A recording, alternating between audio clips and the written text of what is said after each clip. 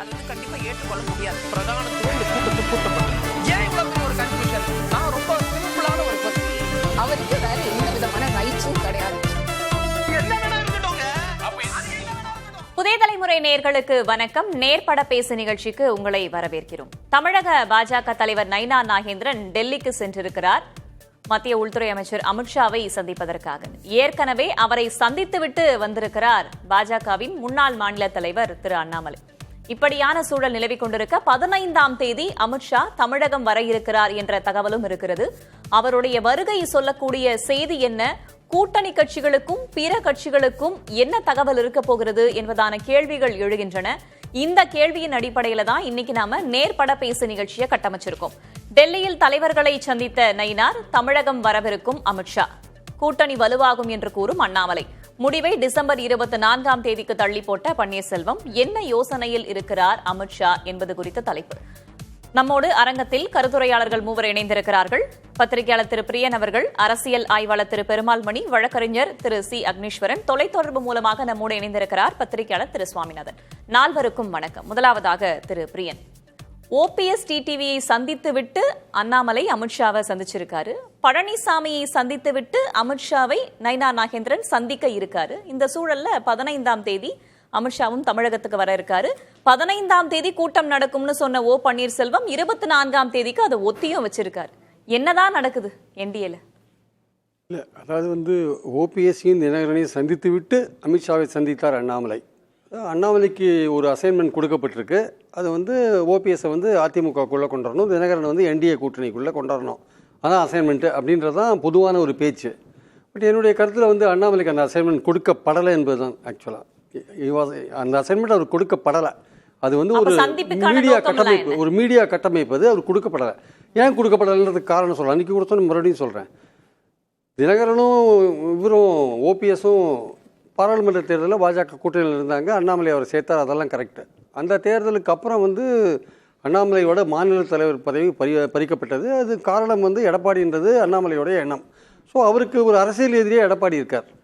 அப்படி இருக்கும்போது நிச்சயமாக ஒரு சுமூகமான ஒரு சூழலை கொண்டு வரணும்னா பாஜக தலைமை நிச்சயமாக அண்ணாமலையை தேர்ந்தெடுக்காது. அதுக்கு நயினா நாகேந்திரன் தான் தேர்ந்தெடுக்கும், அண்ணாமலையை தேர்ந்தெடுக்காது. அதனால் அண்ணாமலை ஏதோ பஞ்சாயத்து பண்ணுறார் அப்படிங்கிற விஷயம் இருக்குல்ல. அண்ணாமலையாக எடப்பாடியே பார்க்க முடியாதுங்க. பஞ்சாயத்து பண்ணுறவர் எல்லாரையும் பார்க்கணும். எடப்பாடி அண்ணாமலையை பார்க்கறதுக்கே விரும்பலை. அப்புறம் எப்படி பஞ்சாயத்து பண்ண முடியும்? அப்போ தமிழக பாஜகவுக்கும் திரு ஓபிஎஸ் அவர்களுக்கும் இடையே இருக்கக்கூடிய முரண், நான் தொலைபேசியில பேசினேன், பிரதமரை சந்திக்க முயற்சி பண்ணேன் என்பதான அந்த ஒரு சின்ன முரண் இருக்கு இல்லையா? ஆனா அண்ணாமலை இவர்களுடைய சந்திப்பு ஒரு மிகப்பெரிய கேள்வி எழுப்பதான செய்து. அண்ணாமலையை சந்தித்தது வேற ஒரு விஷயம். அவர் என்டிஏ கூட்டணிக்காக தமிழ்நாட்டில் உழைக்கணும் அப்படின்றதுக்காக அவர் அறிவுரை சொல்ல அழைக்கப்பட்டார். அவருக்கு சில விஷயங்கள் சொல்லப்பட்டன. உங்களை பற்றியெல்லாம் சில விஷயங்கள் இங்கே வந்திருக்கீங்க ஹெட் குவார்ட்டர்ஸுக்கு, தமிழ்நாடு பாரதிய ஜனதாவோட ஒழுங்காக இருந்துக்கோங்க, கோஆப்ரேட் பண்ணுங்க, அதுதான் அவருக்கு சொல்லப்பட்ட விஷயம். அதனால் நீ என்டிஏ கூட்டணிக்காக உழைங்க அப்படின்ற விஷயங்கள் அவருக்கு சொல்லப்பட்டது, அறிவுறுத்தப்பட்டது. அவருக்கு சில விஷயங்கள் அறிவுறுத்தப்பட்டது. ஏன்னா அவருடைய சில நடவடிக்கைகள் தலைமைக்கு பிடிக்கலை. அதனால் அதை கூப்பிட்டு நேரடியாக அவரை வான்மண்டலத்துக்காக தான் கூப்பிட்டாங்க ஆக்சுவலாக. அதனால் அவர் தினகரனையும் ஓபிஎஸ்சியும் கூப்பிட்டு போயிட்டு இந்த விஷயங்கள் செய்யறாரு, பஞ்சாயத்து பண்றாரு இருக்காருல்ல, அந்த விஷயம் சரியான விஷயம் கிடையாது. அதற்கு பிறகு ஓபிஎஸ் டெல்லி பயணம் செய்கிறார். ஓபிஎஸ் முன்னாடியே போயிட்டார். அதுக்கப்புறம் தான் அண்ணாமலை போறார். ஓபிஎஸ் முன்னாடியே போயிட்டு வந்துட்டார். ஓபிஎஸ் போனது அவர் அதிமுகவில் எங்களை எப்படியாவது சேர்த்துருங்க அப்படின்ற அந்த விஷயம் அவர் அமித்ஷா சொன்னது உண்மை. ஆனால் இந்த பஞ்சாயத்தில் அண்ணாமலை இருக்கான்றது மீடியா கட்டமைப்பு. அது அண்ணாமலை உருவாக்கிற, அவங்களுடைய ஆட்கள் உருவாக்குற மீடியா கட்டமைப்பு. அவருக்கு ஒரு இம்பார்ட்டன்ஸ் கொடுக்கணுன்றதுக்காக பண்ணப்பட்ட விஷயம். அது உண்மை, அது அல்ல. அவர் இருக்கவும் முடியாது. ஏன்னா எடப்பாடி அதை விரும்பவும் மாட்டார். அந்த விஷயத்தை அவர் கையில் எடுக்கிறாருன்னா எடப்பாடி விரும்ப மாட்டார். அதை முதல்ல அண்ணாமலையை எடப்பாடி விரும்பவே மாட்டார். அவர் இந்த பஞ்சாயத்து பண்ணுறதை டெஃபரட்டாக எடப்பாடி விரும்ப மாட்டார், 100% விரும்ப மாட்டார். அதனால் அந்த விஷயத்தை விட்டுருங்க. ஆனால் பொதுவாகவே நீங்கள் சொல்கிற மாதிரி இவர் யார், நயினா நாகேந்திரன் எடப்பாடியை பார்த்துட்டு போனார். அப்போ எடப்பாடி ரொம்ப தெளிவாக சொன்ன விஷயம் என்னென்னா, தயவுசெய்து என்னை ப்ரெஷர் பண்ணாதீங்க, இந்த மாதிரி இவங்களை சேர்த்துக்க சொல்லி, அவங்க சசிகலாவை சேர்த்துக்க சொல்லி என்னையும் ப்ரெஷர் பண்ணாதீங்க. நான் ஒரு குருவி சேர்க்குற மாதிரி கட்சியை என் பின்னாடி சேர்த்து வச்சுருக்கேன். நான் அவங்கள சேர்த்துட்டு மறுபடியும் ஒரு குழப்பத்தை நான் உண்டு பண்ண விரும்பலை. எலெக்ஷனுக்கு முன்னாடி ஒரு குழப்பத்தை உண்டு பண்ண விரும்பலை. ஏன் அவருக்கு ஒரு அதிமுக பலவீனமாக இருக்குது, அதிமுகவை கட்டமைக்கணும், இன்னும் பலமாக கட்டமைக்கணும், எல்லா விஷயமும் இருக்குது. இதெல்லாம் தெரிஞ்சு கூட அவருக்கு என்ன பயம்னா, இவங்கெல்லாம் உள்ளே வந்தாங்கன்னா தன்னுடைய தலைமைக்கு ஒரு ஆபத்து வரும்னு அவர் பயப்படுறார். சுயநலம் தான் காரணம், வேற ஒன்றும் கிடையாது. கட்சி நலனே கிடையாது, சுயநலம் தான் காரணம். தன்னுடைய பதவிக்கு ஆபத்து வரும், நாளைக்கு ஜெயித்தாலும் தோற்றாலுமே கட்சி தம் பக்கத்தில் இருக்கணும்னு அவர் எடப்பாடி நினைக்கிறார். அதனால் இவங்களை சேர்க்குற ஐடியாலே அவர் இல்லை. அதனால தான் அந்த பொதுக்குழுவில் ஒரு தீர்மானம் போட்டாங்க. என்ன போட்டாங்க? கூட்டணிகளை டிசைட் பண்ணுறது கூட அதிமுக தான் அப்படின்னு போட்டாங்க. ஏன் போட்டாங்கன்னா தினகரனை உள்ளே கொண்டு வரக்கூடாதுன்னா. தினகரன் நீங்கள் வரா மாதிரி இல்லை வச்சுக்கோங்க. அவர் எடப்பாடியை முதல்வர் கேண்டிடேட்னு சொல்லி பிரச்சாரம் பண்ணுறதுக்கு அவர் ரெடியாகவே இல்லை. அதனால் வந்து எனக்கு தெரிஞ்ச மட்டும் என்னென்னா, நயினார் போன போது கிளியராக சொல்லிட்டார், அதுக்கான வாய்ப்பே இல்லைங்க, நீங்கள் ட்ரை பண்ணாதீங்க, வேண்டாம். இன்ஃபேக்ட் ஒருபடி மேலேயே போயிட்டு பேசினா தகவல் வருது, ரொம்ப நீங்கள் ப்ரெஷர் பண்ணிங்கன்னா நான் தான் பாஜக விட்டு வெளில போக வேண்டியிருக்கும் அப்படின்னு சொல்கிறார். அப்படி சொல்லியிருக்கார். ஸோ அதனால் வந்து பாஜகவுக்கும் இப்போ அதிமுக விட்ட வேறு கூட்டணி ஒரு 18% 19% ஓட்டோட தமிழ்நாட்டில் வேறு கட்சி கிடையாது. அதனால் ரொம்ப கெடுபடியாக ஹேண்டில் பண்ணாமல் சாஃப்டாக ஹேண்டில் பண்ணலாம். சரி, என்ன எடப்பாடி என்ன மாதிரி அவருக்கு தான் முதலமைச்சர் கனவு இருக்குது, அவர் தான் வந்து முதலமைச்சர் ஆகணும்னு நினச்சிட்டு இருக்காரு, அவர் தான் எல்லாரையும் அரவணைத்து கொண்டு போகணும். ஆனால் அவர் இப்படி இருக்கிறத பார்த்துட்டு பாஜக என்ன நினைக்கிறாங்க, சரி இவர் ரொம்ப ப்ரெஷர் பண்ண வேண்டாம், எது நல்லதோ கெட்டதோ இல்லை தோக்குறாங்களோ ஜெயிக்கிறாங்களோ அது எல்லாமே அவரை தான் பாதிக்கும், நமக்கு 29 பார்லிமெண்ட் எலெக்ஷன் தான் முக்கியம் அப்படின்ற ரீதியில் ஒருங்கிணைப்பு அப்படின்ற விஷயத்துக்கான எந்த ஒரு முயற்சியும் பாஜக தரப்புல இருந்து முன்னெடுக்கல. பாஜக தரப்புல இருந்து எடுத்தாங்க. அது வந்து நேரடியா வந்து எடப்பாடிட்டே பேசுறாங்க. அண்ணாமலை மாதிரி ஆட்கள் மூலமான அவங்க ஒன்றும் பேச வேண்டிய அவசியமும் கிடையாது. எதுக்காக பேசணும்? பேச வேண்டிய அவசியம் நிர்மலா சீதாராமன்லாம் எதுக்கு இருக்காங்க? அவங்களெல்லாம் கான்டாக்டில் தான் இருக்காங்க எல்லாரோடையும். அதனால் அது முக்கியம் இல்லை. பாயிண்ட் என்னன்னா எடப்பாடி சேர்க்க மாட்டேங்கிறார். அதனால தான் நாளைக்கு அமித்ஷா இங்கே வரதே டவுட்டு. இன்னைக்கு நயினார் அங்கே போயிருக்காரு, நாளை காத்தாலாம் சென்னைக்கு வர்றாரு. நாளைக்கு நயினாருக்கே டூர் இருக்குது, குறிஞ்சிப்பாடி அது இதுன்னு பண்ருட்டிலாம் போகிறாரு. அவர் நாளைக்கு டூர் அவர் இதுவரையும் கேன்சல் பண்ணதே இருக்கார். அமித்ஷா இங்கே இது வரதா இருந்தால் அவர் போயிருக்க மாட்டார். ஏன்னா அவர் ஏற்பாடு பண்ணுறதுக்கு இங்கே இருக்கணுமே, எதுக்கு இவர் போய் அங்கே போய் சொல்லணும்? நாளைக்கு அமித்ஷா வரதே கூட டவுட்டாக இருக்குன்னா தமிழ்நாடு பாஜக வட்டாரங்கள் சொல்கிற ஒரு விஷயமா நான் பார்க்குறேன். மீடியா கிரியேஷன் மறுபடியும் அமித்ஷா வராருன்றது அது ஏதோ ஒரு கொளுத்தி போட்டாங்க வச்சுக்கோங்களேன். அதனால் பாயிண்ட் என்னென்னா, இதில் ஒரு விஷயம் தெளிவாகிடுது. ஓபிஎஸ்க்கு தன்னுடைய ரிக்வஸ்ட் பாஜக கிட்ட வச்சது, அமித்ஷாட்ட வச்சது, அது நடக்கிறதுக்கான வாய்ப்புகள் இல்லை. அதனால் அவர் என்ன பண்ணுறாரு, இப்போது அவங்க ஆதரவாளர்லாம் அவர் போட்டு ப்ரெஸ் பண்ணுறாங்க ஏதாவது ஒரு முடிவு எடுங்கன்ட்டு. அதனால் இப்போ 15ஆம் தேதிக்குள்ளே அது மீட்டிங்கை வந்து 24 தள்ளி போட்டிருக்கார். எம்ஜிஆரோட நினைவு நாளாக இருக்கிறதுனால அன்றைக்கி எம்ஜிஆர் சமாதிக்கு மலர்வளை வச்சுட்டு ஒரு தனி அமைப்பு ஆரம்பிக்கலான்ற ஒரு ஐடியாவில் அவர் இருக்கார். அதுதான் அவருடைய எண்ணம். இவர் தினகரனை பொறுத்த மட்டும் அவர் தெளிவாக இருக்கார். எடப்பாடியை முதல்வர் கேண்டிடேட்டாக அந்த சைடே நான் வரல அப்படின்றார் அவர் கிளீனாக. நான் விஜய்கிட்டையோ திமுகட்டையோ பேசிகிட்டு இருக்கேன், விஜய்கிட்ட பெரும்பாலும் பேசி முடிச்சிட்டாருன்னு தான் தகவல் வருது. ஸோ பேசிகிட்டு இருக்கேன், அந்த கூட்டணியில் நான் போகிறேன். அவருக்கும் என்ன நோக்கம்னா, எப்படியாவது எடப்பாடிக்கு ஒரு அரசியல் ரீதியாக ஒரு வீழ்ச்சியை கொண்டு வரணும், கட்சியை அவர் எடப்பாடி கிட்ட நெருங்க அவர் விரும்பல அப்படின்றது ஒரு புறம் இருந்தாலும், தேசிய ஜனநாயக கூட்டணியில இருக்கவே அவருக்கு விருப்பம் இல்லை அப்படின்னு எடப்பாடியை முதல்வர் கேண்டிடேட்னு என்டிஏ சொல்ற வரையும் அவர் இருக்க மாட்டாருங்க, அங்கேருந்து வெளில வந்துடுவார். இல்ல என்டிஏல அதிமுகவும் ஒரு கட்சியா இருக்கு அப்படின்னா தினகரன் அங்க வருவார். முதல்வர் கேண்டிடேட்டா வந்து எடப்பாடியை ப்ரொஜெக்ட் பண்ணக்கூடாது. இதெல்லாம் அவருடைய கண்டிஷன்ஸ். அதனால வந்து அது எடப்பாடிக்கு அவருக்கு தெரியும், எடப்பாடியும் தினகரன் வரமாட்டாரு தெரியும், தினகரனும் எடப்பாடிகிட்ட போக மாட்டாருன்னு பாஜகவுக்கு தெரியும். அதனால என்டிஏவோட ஒரு கூட்டணி, அது அதிமுகவுக்கும் அவருக்கு சம்பந்தம் கிடையாது, இந்த மாதிரி குழப்பம்லாம் தேவையில்லை அப்படின்னு தினகரன் நினைக்கிறார். ஓபிஎஸ்சி அந்த மாதிரி என்டிஏல கூட கூட்டு வந்து அதிமுகவுக்கு சம்பந்தம் இல்லாத வச்சுக்கலாம்னு பார்த்தாங்க. அது ஓபிஎஸோட ஆதரவாளர்கள் சொல்றாங்க, அந்த மாதிரியான ஒரு அரேஞ்ச்மெண்ட்டுக்கு நம்ம ஒத்துக்கவே கூடாது, சேர்த்தா அவங்களை வந்து அதிமுகவில் சேர்க்கணும், இல்லாட்டி விட்டுருக்க நம்ம தனியாக போய்க்கலான்றது அவங்க பாயிண்ட். அதனால இப்போ கிளியராக வந்து அவங்க சப்போர்ட்டர்ஸ் என்ன சொல்றாங்க, ஓபிஎஸ்ட நம்ம தனி அமைப்பு ஆரம்பிச்சிடலாம், யாரு கூடயோ கூட்டணி வச்சுக்கலாம், நம்ம எதுக்கு இவரை போய் கெஞ்சிட்டு இருக்கணும் அப்படின்னு நினைக்கிறாங்க. இபிஎஸ் என்ன நினைக்கிறாரு, நான் வந்து இந்த செட்டப்போட நான் போறேன், இன்னும் என் கூட்டணியில் யாராவது சேர்க்க முடிஞ்சா சேர்க்கிறேன், வின் பண்ண முடிஞ்சா வின் பண்ண பார்க்குறேன், தோத்தாலும் பரவாயில்ல, கட்சி என் கையில் இருக்குன்னு அவர் நினைக்கிறார். முழுக்க சுயநலம் தான் காரணம், வேற ஒன்றும். அதிமுக கட்சிக்குள்ள இல்லாம வேறு ஒரு கட்சியாக தொடங்கி தேசிய ஜனநாயக கூட்டணி அப்படி வரதுக்கான சான்ஸும் கிடையாது. அப்படியே ஓபிஎஸோட சப்போர்ட்டர்ஸ் எல்லாம் என்ன சொல்றாங்க, அது மாதிரி நாங்க போறதுக்கு எங்களுக்கு விருப்பமே கிடையாது சார். அப்போ ஏடிஎம்கே என்ன பண்ணணும்னா, அவங்க போட்டி போடுற தொகுதியில குழப்பத்தை உருவாக்குவாங்க. அவங்க போட்டி போடுற தொகுதியில் இவங்க போட்டி போடுற தொகுதியில் அவங்களும் வேலை செய்வாங்களா? வேலை செய்ய மாட்டாங்கல்ல. அப்புறம் எப்படி அது சரியா ஒர்க் அவுட் ஆகாது இல்ல. அந்த மாதிரிலாம் அரேஞ்ச்மெண்டே வேண்டாம்னு நினைக்கிறாங்க. பேசுவோம். அப்ப ஒன்றிணைப்பு அப்படின்றதே ஒரு இது அது இல்லன்னு தான் அர்த்தம். ஆக்சுவலா இன்னைக்கு தேதி அது மூடப்பட்டது கதவுன்னு தான் அர்த்தம். பேசுவோம். திரு பெருமாள் மணி, பீகார் தேர்தலில் ஒரு மிக பிரம்மாண்டமான வெற்றியை பெற்றுட்டோம். அடுத்து எங்களுடைய குறி தமிழகமும் மேற்கு வங்காளமும் தான். இது ரெண்டுத்திலயுமே நாங்க ஆட்சி அமைப்போம் அப்படின்னு குஜராத்ல உள்துறை அமைச்சர் அமித்ஷா பேசியிருக்காரு. என்ன யோசனையில் இருக்காரு தமிழகத்தை பொறுத்த வரைக்கும் கூட்டணி வியூகம் தொடர்பா?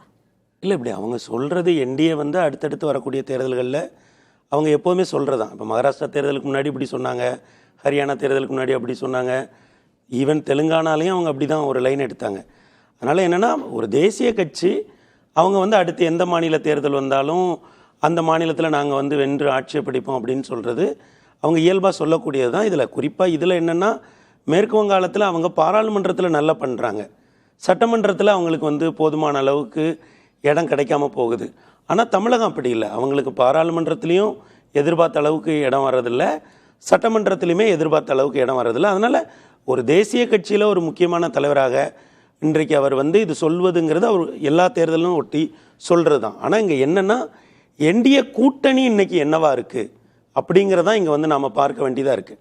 இப்போ நீங்கள் பீகாரையும் தமிழ்நாட்டையும் ஒப்பிட்டீங்க அப்படின்னா 2021 தேர்தலை விட 25 பீகாரில் என்டிஏ கூட்டணியை அவங்க ஸ்ட்ரென்தன் பண்ணாங்க. கூட்டணிக்கு உள்ளே இருந்த சில சிக்கல்களை பேசி முடித்தாங்க. புதிதாக 1-2 கட்சிகளை உள்ளே கொண்டு வந்தாங்க. அப்படி எல்லாமே நடந்தது. ஆனால் அப்படி இருந்துமே கூட தேர்தல் நேரத்தில் போட்டி கடுமையாக தான் இருந்தது. அதாவது இந்தியா கூட்டணிக்கும் மகாகட்பந்தனுக்கும். அதனால தான் ஐயா மோடி கூட ஒரு கிண்டல் அடித்தாங்க, உங்களுக்கு தேர்தலை எப்படி ஜெயிக்கிறதுன்னு தெரியல, அதை வேணால் நான் அந்த வெற்றி ஃபார்முலாவை நான் சொல்லித்தரேன்னு சொன்னது அவங்க போல் பொசிஷனில் இருந்து தான் அதை மிஸ் பண்ணாங்க. அதற்கு காங்கிரஸ் பண்ணிய சில மகாகட்பந்தனுக்குள்ளே பண்ணிய சில குழப்பங்கள் தான் காரணம். இப்போ தமிழ்நாட்டுக்கு வந்தோன்னா நீங்கள் 2021 என்டிஏ கூட்டணி ஒரு வலிமையான கூட்டணியாக இருந்தது. இப்போ 2024 என்டிஏ அஇஅதிமுக இல்லாத ஒரு அணியாக போட்டியிட்டது. அஇஅதிமுகவினுடைய மிக முக்கிய முகங்களாக இருந்த ஐயா ஓபிஎஸ் அவர்களும் ஐயா டிடிவி அவர்களும் என்டிஏல இருந்தாங்க. அப்போ பாருங்களேன், அஇஅதிமுக கூட்டணிக்கும் என்டிஏ கூட்டணிக்கும் அப்போ வாக்கு சதவீதங்கிறது 3% வாக்கு தான் வித்தியாசம். இவங்க 18% வரைக்கும் ஏறி வந்துட்டாங்க 2024 பாராளுமன்ற தேர்தலில். இப்போ ஒரு சின்ன லாஜிக் யோசிங்க, தமிழ்நாட்டில் பாஜக வளரணும்னு விரும்புதுன்னு வைங்க, அந்த அணியவே தொடர்ந்து இருக்கலாம்ல, அந்த அணியவே தொடர்ந்து இருக்கலாம். அதிகமான இடங்களில் சட்டப்பேரவையில் அவங்க போட்டியிட்டு இருக்கலாம். இன்னும் சொல்ல போனால் ஐயா அண்ணாமலைக்கு வேற ஒரு நல்ல மொமெண்டம் இருந்தது.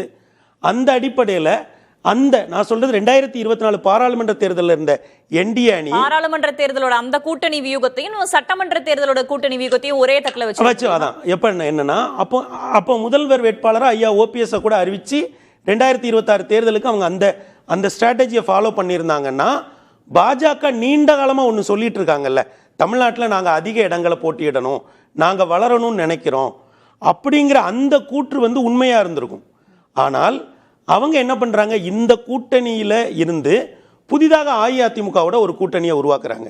அப்படி புதிய கூட்டணி உருவாக்குகிற போது தமிழக பாஜக தலைவர் பதவியில் இருக்கக்கூடிய ஐயா அண்ணாமலை நீக்கப்பட்டு புதிய ஒரு தலைவராக ஐயா நயினார் நியமிக்கப்படுகிறாங்க. அப்போது ஏதோ ஒரு காரணத்தினால நம்மளை இந்த அணியை விட அஇஅதிமுக கூட போகிறது தான் தனக்கு சிறப்பாக இருக்கும் அப்படின்னு பாஜக தலைமை ஒரு முடிவு எடுக்குது.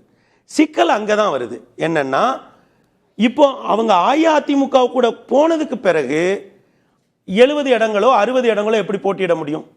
அந்த இடத்த அஇஅதிமுக இப்போ கொடுக்க மாட்டேன்னு சொல்லுது. அவ்வளோ இடங்களை நாங்கள் கொடுக்க மாட்டோம். அது முதல் விஷயம். இப்போ 2024 இருந்தது போலவே ஒரு என்டிஏ அணி இருந்துன்னு வைங்க, பாஜக சொல்றது எல்லாமே தமிழ்நாட்டில் நடந்திருக்கும்.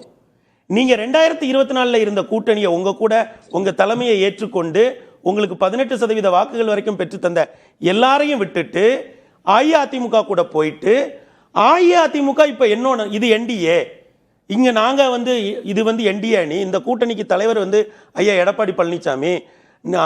அப்போ அது மட்டும் இல்லை, அதற்கப்புறம் ஒரு சில நாளிதழ்களில் கொடுக்கப்பட்ட பேட்டியில கூட முதல்வர் வேட்பாளர் ஐயா எடப்பாடி பழனிசாமி தான் அப்படிங்கிறத இவங்க ஐயா அமித்ஷா உறுதிப்படுத்தாமலே இருந்தாங்க. அவங்க என்டிஏவில் இருந்து ஒருவர் முதல் திரு அண்ணாமலை அவர்களும் பொதுக்கூட்டத்துல எல்லாம் பேசியிருந்தார் இல்லையா, எடப்பாடி பழனிசாமி முதல்வராக உழைப்போம்னு எல்லாம். யாரோட இது வெயிட்டேஜ் இருக்கும்? நீங்க ஐயா அமித்ஷா அப்படி சொல்றதுக்கு வெயிட்டேஜ் வருமா? ஐயா அண்ணாமலை இங்க சொல்றது அவர் அமித்ஷா இவர்தான் முதல்வர் வேட்பாளர்னு சொல்லலையே தவிர, ஆனா முதல்வர் வேட்பாளர் அவர் இல்லன்றதையும் சொல்லல இல்லையா சார்? அஇஅதிமுகவிலேருந்து ஒருவர் வருவார் அப்படின்னு சொன்னா அது நீங்க ரெகக்னைஸ் பண்ணணும் இல்லைங்க. ஏன்னா நீங்க ஒரு கூட்டணியை மறுகட்டமைப்பு பண்றீங்க. இப்போ நீங்கள் தமிழ்நாட்டில் பழைய 2024 கூட்டணியை வச்சுருந்தீங்கன்னு வைங்க, நீங்கள் என்ன வேணால் சொல்லலாம் என்டிஏ கூட்டணி பற்றி, இவங்க தான் முதல்வர்னு சொல்லலாம், யார் வேணால் வரலான்னு சொல்லலாம். அப்போ அஇஅதிமுகக்குள்ளே போன பிறகு அவங்க என்ன சொல்கிறாங்க, ஒரு தெளிவுபடுத்தாத ஒரு நிலைமை இருக்குது. அதிக இடங்களில் போட்டியிடுவாங்கிறங்க. அஇஅதிமுக இந்த மாநிலத்தை 32 வருஷம் ஆண்ட கட்சி. அவங்க 40-47% வாக்குகள் வரைக்கும் பார்த்த ஒரு கட்சி. அவங்க எப்படி பாரதிய ஜனதா கட்சியோட அத்தாரிட்டியை அவங்க எப்படி ஏற்றுப்பாங்க? அதுதான் இங்கே இருக்க சிக்கலுக்கு காரணம். இப்போ என்னன்னா, பாரதிய ஜனதா கட்சி இன்றைக்கு மத்தியில் ஆளுங்கட்சியாக இருக்கலாம், ஆனால் மாநிலத்தில் அஇஅதிமுக ஒரு எதிர்கட்சிங்கிற இடத்துல இருக்கு. அப்போ அதனுடைய தலைவராக இருக்கக்கூடிய தலைமை பொறுப்பில் இருக்கக்கூடிய ஐயா எடப்பாடியார் என்ன சொல்றாங்களா, நான் சொல்றதுதான் கண்டிஷன். அது இடங்களா இருக்கட்டும், கூட்டணிக்குள்ள யாரு வரணும் போகணுங்கிறதா இருக்கட்டும், எல்லாத்தையும் முடிவு பண்றது அஇஅதிமுக தான் முடிவு பண்ணும், பாஜக முடிவு பண்ண முடியாது அப்படிங்கிறது தான் இந்த இஷ்யூவோட மையக்கரு. இதை ஒட்டி நடக்கிற ஏனைய விஷயங்கள் தான் ஐயா அண்ணாமலை சொல்றது, ஐயா நயினா நாகேந்திரன் டெல்லிக்கு போறது, ஐயா அமித்ஷா அவர்களுடைய அடுத்தடுத்து அவர் தமிழக தலைவர்களை சந்திக்கிற கூட்டங்கள், இது எல்லாமே. இப்ப என்னன்னா இந்த கூட்டணிக்குள்ள என்டிஏ கூட்டணிக்குள்ள யார் சொல்வது, whose word is the final word, யார் இடங்கள் பிரிப்பதில இருந்து கூட்டணியில சேர்ப்பது வரைக்கும் கூட்டணிக்கான அதிகாரம் முழுவதும் திரு எடப்பாடி பழனிசாமி ஐயா அவங்க என்ன சொல்றாங்கன்னா, இப்ப எப்படி இந்தியா கூட்டணிக்குள்ள திராவிட முன்னேற்ற கழகத்துக்கு ஒரு முன்கை இருக்கு, அவங்க தான் அந்த முடிவெடுக்கிறாங்களோ அதே போல என்டிஏ கூட்டணிக்குள்ள நான் தான் முடிவெடுப்பேன். இல்லங்கிறீங்களா? அதானங்க இவ்வளவு பிரச்சனைக்கும் காரணம், அதானே இவ்வளவு ஊகங்கள் நடக்குது. இப்போ 2021 தேர்தலில் என்ன நடந்தது, ஐயா எடப்பாடியார் தான் எல்லாத்தையுமே முடிவு பண்ணாங்க. இடங்களை பிரிச்சு கொடுக்கறதா இருக்கட்டும், யாரு வரணும் யாரு வர வேண்டாம், எல்லாத்தையுமே அவங்க தான் முடிவு பண்ணாங்க. அதே போன்ற ஒரு நிலை தொடரணும்னு இவங்க சொல்றாங்க, அஇஅதிமுக சொல்லுது. பாஜக என்ன சொல்லுது, நாங்க ஒரு அகில இந்திய ஸ்ட்ராட்டஜி வச்சிருக்கோம், நாங்க பல்வேறு மாநிலங்கள்ல எங்களுக்கு வந்து ஒரு ட்ராக் ரெக்கார்டு, சக்சஸ்ஃபுல் ரெக்கார்டு இருக்கு, அப்ப நாங்க சொல்றதை நீங்க கேளுங்க, இந்த கூட்டணியை எங்களுக்கு வலுப்படுத்த தெரியும். சரி, அப்போ ஒரு முரண் இருக்குங்கறீங்க அதிமுகவுக்கும் பாஜகவுக்கும் இடையே ஒரு முரண். யார் who will lead the front? நீங்க வந்து இப்ப ஐயா எடப்பாடியே ஒன்னு தெளிவா சொல்றாங்க, நீங்க சும்மா நான் தான் தமிழக தலைமைன்னு சொல்றதெல்லாம் நான் ஏத்துக்க மாட்டேன், நான் நிஜமாகவே கூட்டணியில யார் இருப்பா, யாருக்கு எவ்வளவு இடம், பாஜக உட்பட எல்லாருக்கும் யாருக்கு எவ்வளவு இடங்கிறத நான் தான் முடிவு பண்ணி கொடுப்பேன் அப்படின்னு சொல்றாங்க. இதுல இன்னொன்று, இந்த குழப்பங்கள் வந்து ஒரு தெளிவு பெறாம நீடிக்கிறதுக்கு என்ன காரணம்னா, 2024 என்டிஏ கூட்டணியில இருந்து வெளியேறினாங்கல்ல, அவங்களுக்கு தாவேக்கான இன்னொரு ஆப்ஷன் வந்துருச்சு. அதுதான் இல்லைன்னா இந்த இஷ்யூ வந்து எப்போ செட்டில் ஆயிருக்கும். இப்ப நீங்க இந்த பின்புலத்தை பாத்தீங்களா, 21 என்டிஏ கூட்டணி, 24 என்டிஏ கூட்டணி, 26 ஒரு என்டிஏ கூட்டணி. இந்த என்டிஏ கூட்டணியை வலுப்படுத்தணுங்கிறது தான் ஐயா அமித்ஷாவுடைய நோக்கமும் ஐயா எடப்பாடியோட நோக்கமும். ஆனால் அந்த என்டிஏ கூட்டணியில் இருந்த கட்சிகளுக்கு இன்னைக்கு 2 அல்லது 3 ஆப்ஷன் வந்துருச்சு. என்னன்னா, ஒன்று திமுகவுமே அவங்களோட பேசுது ஒரு சில கட்சிகளோட, தாவேக்கா இன்னொரு ஆப்ஷனா இருக்கு, என்டிஏ ஒரு ஆப்ஷனா இருக்கிறதுனால தான் இந்த குழப்பம் நீடித்து கொண்டே போகிறது. நம்ம தொடர்ந்து பேசுவோம்.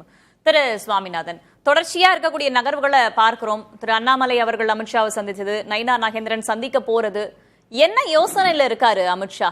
இப்போ டிடிவி தினகரன், ஓபிஎஸ் போன்றவர்களையும் உள்ள கொண்டு வரணும், அது சாத்தியமில்லை என்பதான பேச்சுகளும் இருக்கு. ஆனா அதற்கான வழிகளையும் அதற்கான முன்னெடுப்புகளையும் அவர் எடுக்கிறதுக்கான வாய்ப்பு இருக்கா இதுக்கு மேலையும்? இல்ல, நிச்சயமா இருக்கு. அதுல ரொம்ப முக்கியமா பாத்தீங்கன்னா, அதிமுகவினுடைய பொதுக்குழுல 2வது தீர்மானமா ரொம்ப தெள்ள தெளிவாக இன்னைக்கு பொதுவா விமர்சனம் என்னன்னா, அண்ணா திராவிட முன்னேற்ற கழகமே அமித்ஷா திராவிட முன்னேற்ற கழகமா மாறி இருக்குன்னு எதிர்கட்சிகள் முன்வைக்கக்கூடிய சூழல்ல ரொம்ப ஒரு அப்படி இல்லை அப்படிங்கிறத ஒரு நிராகரிப்பு செய்கிற விதமா 2வது தீர்மானம் ரொம்ப வலிமையான ஒரு தீர்மானமா போட்டாங்க. கூட்டணிக்கு வந்து தலைமை நாங்க தான், அது மட்டும் இல்லாம கூட்டணியில எந்த கட்சிகள் இடம்பெறணும் அப்படிங்கறதே நாங்க தான் முடிவெடுப்போம் அப்படின்னு சொல்லிட்டாங்க. அப்ப தெள்ள தெளிவா ஓ பன்னீர்செல்வம் அவர்களுக்கும் டிடிவி தினகரன் அவர்களுக்கும் இங்க இடம் இல்லை அப்படிங்கறத அதிமுகவுடைய நிலைப்பாடு. அதுல நீங்க ரொம்ப குறிப்பா பாத்தீங்கன்னா, வரவேற்புரையில இருந்தே தொடங்கிருச்சு. விஜய் ஜெயலலிதா அவர்களுடைய காலத்திலையும் எம்ஜிஆர் அவர்களுடைய காலத்திலும் அவர்கள் எதிரிகளை தான் எதிர்கொண்டாங்க, ஆனா இப்ப துரோகிகளே எதிர்கொண்டாங்கன்னு வரவேற்புரையில இருந்தே அதுக்கான முடிவுரை எழுதிட்டாங்க. அப்ப ஆன பின்பும் கூட அமித்ஷா அவர்களுக்குள்ள இதுல ஒரு கணக்கு இருக்கு. ஏன்னா நடந்து முடிந்த 2024 பாராளுமன்ற தேர்தலில் ஓ பன்னீர்செல்வம் அவர்கள், டிடிவி தினகரன் அவர்கள் அன்றைய தேசிய ஜனநாயக கூட்டணிக்குள்ள இருந்தாங்க. இன்னைக்கு நேரடியா அவர்களை விட்டுட்டு அதிமுகவோடு கைகோர்த்திருக்கக்கூடிய பாஜக என்ன நினைக்குதுன்னா, அமித்ஷா அவர்களுடைய கணக்கா என்ன நினைக்குதுன்னா, ஒருவேளை நம்ம வந்து இன்னைக்கு அந்த அவர்களை எல்லாம் கூட்டணிக்குள்ள கொண்டு வரலைன்னா பாஜக ஒரு சந்தர்ப்பவாத கூட்டணியை தான் அமைக்கும், ஒவ்வொரு தேர்தலையும் யாரோட ஜெயிக்கலான்னு அமைக்கும், அவங்களை நம்பி வந்தவங்களை எல்லாம் கைவிட்டுட்டாங்கன்னு ஒரு பேச்சு இருக்கும். சோ அதுக்கு நம்ம முயற்சி எடுப்போம் அப்படிங்கக்கூடிய ஒரு எண்ணம் ஒன்று. அந்த முயற்சி கைகூடாதுன்னு பாஜகவுக்கு தெரியும். அப்படி கைகூடாட்டாலும் கூட அது களத்துல கிரவுண்ட்ல அதிமுகவுக்கு தான் நெகட்டிவா அமையும். நாங்க கடைசி வரை முயற்சி எடுத்தோம், பாஜக படுபயங்கர முயற்சிகள் எல்லாம் மேற்கொண்டுச்சு. அதுக்கான சாத்தியக்கூறுகள் இருக்கா திரு சுவாமிநாதன்? ஒவ்வொரு செய்தியாளர் சந்திப்பிலும் சரி, கடைசியா நடந்த பொதுக்குழு கூட்டத்துல கூட அது தொடர்பான ஏதாவது அறிவிப்பு வருமா என்பதான ஒரு கேள்விகள் இருந்தது. ஆனா திரு எடப்பாடி பழனிசாமி உறுதியா இருக்காரு அதுல. அப்ப இதுக்கு மேலேயும் அந்த முயற்சின்றது பலன் கொடுக்குமா? இல்ல, அந்த முயற்சி பலன் தராது, ஆனா அது பாஜகவுக்கு பலன் கொடுக்குங்க. நீங்க கிரவுண்ட்ல நீங்க அந்த அணி இணையாட்டாலும் கூட அது அதிமுகவை தான் பலவீனப்படுத்தும். ஓட்டு போடக்கூடிய மக்கள் மத்தியில பாஜக போட்டியிடக்கூடிய தொகுதிகளில் ஒரு மனநிலையாகவும் அதிமுக போடக்கூடிய தொகுதிகளில் ஒரு மனநிலையாகவும் வாக்களிப்பாங்கன்னு பாஜக நம்புறாங்க. நீங்க தென் மாவட்டங்கள் ஒரு உதாரணமா எடுத்துக்கிட்டீங்கன்னா 58 சட்டமன்ற தொகுதிகள் இருக்கு. இதுல 45 தொகுதிகள்ல முக்குளத்தோர் ஓட்டு வங்கி இருக்கு. முக்குளத்தோருக்கும் ஒரு கணிசமான தனி தொகுதிகளாகவே இருந்தாலும் அந்த தொகுதிகளையும் வெற்றி தோல்வியை நிர்ணயிக்கிற இடத்துல முக்குளத்தோருடைய ஓட்டு வங்கி கணிசமா இருக்கக்கூடிய தொகுதிகள்லாம் இருக்கு. அங்கெல்லாம் ஓபிஎஸ் டிடிவி அவர்களை நாங்க முயற்சி மேற்கொண்டோம், அதிமுக தான் தங்களை இணைச்சிக்கல அப்படிங்கக்கூடிய ஒரு மனநிலையை உருவாக்குறப்ப பாஜக போட்டியிடக்கூடிய தொகுதிகளில் அது எதிர் மனநிலையை உருவாக்காதுன்னு பாஜக ஒரு கணக்கு போடுறாங்க. அதனாலதான் அவர்கள் தொடர்ச்சியா அந்த கூட்டணிக்குள்ள மீண்டும் ஓபிஎஸ் அவர்களையோ டிடிவி தினகரன் அவர்களையோ கொண்டு வர்றதுக்கான ஒரு முயற்சிகளை மேற்கொள்றாங்க. ஆனா அதுக்கான வாய்ப்பே இல்லை அப்படிங்கறதான் பொதுக்குழுவினுடைய அந்த 2வது தீர்மானம் தெல்ல தெளிவா சுட்டி காட்டிருச்சு. அதுக்கான வாய்ப்பே இல்லை, கூட்டணிக்குள்ள எந்த கட்சி வருதுன்னு நாங்க தான் தீர்மானிப்போம்னு அந்த வாசலை அடைச்சிட்டாங்க. ஆனா அதே நேரத்துல பாஜக இதை ரொம்ப கவனமா கையாளுறாங்க. அமித்ஷா அவர்கள் வர்றாரு, இன்னைக்கு பன்னீர்செல்வம் அவர்கள் 15ஆம் தேதி முடிவை அறிவிக்கிறதா சொல்லியிருந்தவர் இதை நம்பி 24ஆம் தேதிக்கு நகர்த்துறாரு. இது தெரிந்தோ தெரியாமல பாஜகவுக்கு சாதகமான சூழலை உருவாக்கும். நீங்க அவங்க ஒட்டுமொத்தமா ஒரு 44 தொகுதிகளை தேர்ந்தெடுத்திருக்கதா சொல்லப்படுது பாஜக. 44 தொகுதிகள்ல தென் மாவட்டங்கள்ல கணிசமான தொகுதிகள் வச்சிருக்காங்க. அந்த தொகுதிகள்ல உங்களுக்கு பலவீனமா இருக்கும், நாங்க போட்டிக்கிட்டா ரொம்ப பலமா இருக்கும்னு சொல்லி அதிமுகவிடமிருந்து கேட்டு பெற வியூகமும் இதுக்குள்ள இருக்கு. இது பாஜக கடைசி தேர்தல் களத்துல மக்களை சந்திக்கிற, நீங்க ஒருவேளை நாளைக்கு ஒரு கிட்டத்தட்ட பாஜக எந்த மாநிலத்துல அரசியல் செய்தாலும் அடுத்த 10 ஆண்டுகள் கழித்து அந்த மண்ணில என்ன செய்யணும் அப்படிங்கறத நோக்கிதான் காய் நகர்த்துவாங்க. இன்னைக்கு அவர்கள் நாளைக்கு வரலாற்றுல அதிமுகவை சேர்க்க நாங்க தான் பாடுபட்டோங்க, ஓபிஎஸ் அவர்கள்ட்ட பேசணும், டிடிவி தினகரன் அவர்கள்ட்ட பேசணும்னு சொல்லி ஒரு 5 ஆண்டுகள் 10 ஆண்டுகள் கழித்து அவர்கள் அதை உபரிசனமா எடுப்பதற்கு கூட இப்போ அவர்கள் காய் நகர்த்தலாம். பாஜகவை பொறுத்த வரைக்கும் நாங்க கடந்த முறை அமைத்தது சந்தர்ப்பவாத கூட்டணிங்கிற பெயர் வந்துடக்கூடாதுங்கிறது ஒன்று. இன்னொன்று, அமித்ஷா அவர்கள் தொடர்ந்து ஓபிஎஸ் போன்றவர்களை சந்தித்தாரு, நயினா நாகேந்திரனை அவர்களை அனுப்பி நாங்க எடப்பாடி பழனிசாமி அவர்கள்ட்ட பேசணும் நாங்க. ஆனா அதிமுக தான் தன்னைத்தானே அவர்கள் இணைத்துக் கொள்ளவில்லை. இதுல எந்த பாஜகவினுடைய பின்புலமும் இல்லை. நம்ம நேற்று வரை என்ன பேசணும், பாஜக நான் சொல்றது நேற்று என்பது 2024 தேர்தலுக்கு முன்பு வர பாஜக தான் அதிமுகவில் பல பிளவுகளை உருவாக்க செய்ய பன்னீர்செல்வம் அவர்களே சொன்னார். யார் சொல்லிட்டாரு படத்தினர். ஆனா இன்னைக்கு பாஜக இணைப்பை வலியுறுத்துகிறது நம்ம பேசுற இடம் நோக்கி நகர்ந்துருக்கிறோம்ல. அப்ப பாஜகவுக்கு இதுதான் சாதகமான சூழ்நிலை. அது மட்டும் போதுமானதா திரு சுவாமிநாதன்? நாங்க இணைப்பை தான் வலியுறுத்தணும், அவங்கள மீண்டும் கட்சியில சேர்த்துக்க நாங்களும் தான் சொன்னோம் அப்படின்ற மாதிரியான விஷயம் மட்டுமே வாக்குகளை அறுவடை பண்றதுக்கு போதுமானதா இருக்குமா அந்த குறிப்பிட்ட ஓபிஎஸ் மற்றும் டிடிவி அவங்களுடைய பெல்ட்ல? இல்ல, நிச்சயமா நீங்க இன்னைக்கு பாரதிய ஜனதா கட்சிக்கு இழப்பதற்கு எதுவும் இல்ல. 4 சட்டமன்ற உறுப்பினர்கள் தான் அவர்களுக்கு சட்டமன்ற பிரதிநிதித்துவம். அண்ணா திராவிட முன்னேற்ற கழகம் அந்த தேசிய ஜனநாயக கூட்டணி கிட்டத்தட்ட ஒரு 10 ஆண்டு ஆளுங்கட்சியாக இருந்த பின்பும் கூட ஒரு 75 இடங்களை பெற்றாங்க.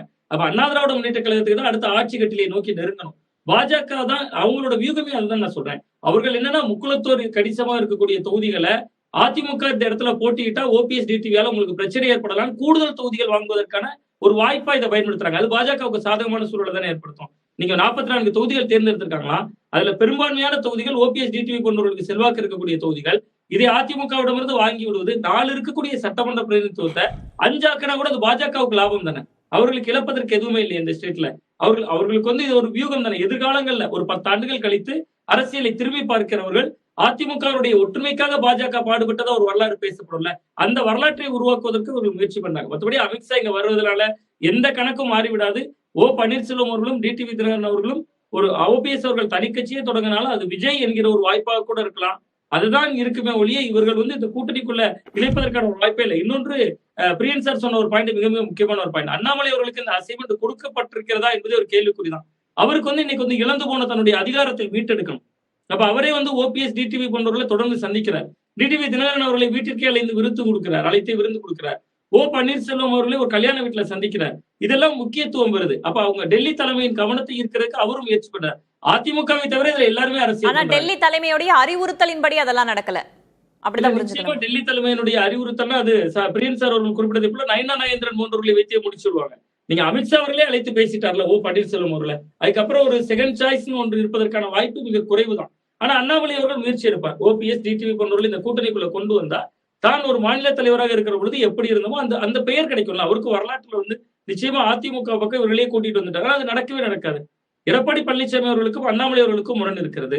கிட்டத்தட்ட இந்த கூட்டணி உருவாகிற பொழுது அதிமுக வைக்கப்பட்டது 2 நிபந்தனைகள் தான். ஒன்று, மாநில தலைவரை மாற்றணும். இன்னொரு, எங்கள் கட்சியினுடைய உள்விவகாரங்களை தலையிடக்கூடாது.